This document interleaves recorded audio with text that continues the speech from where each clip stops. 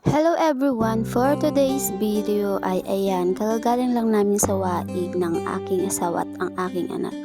And now, pupunta kami sa baka. Magpapaligo daw siya ng baka kaya sumama na kami bago kami umuwi.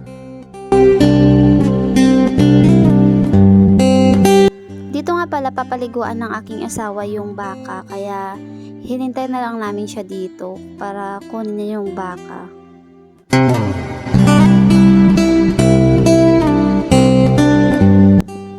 At ayan na nga guys, dumating na siya.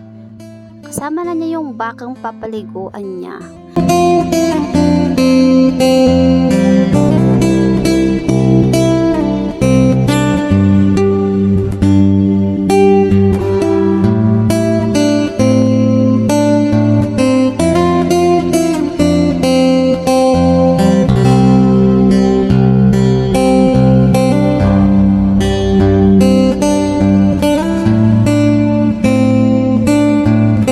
Sa part nga pala na to guys is galit na galit ako kay Mister kasi akala ko malulunod na yung baka.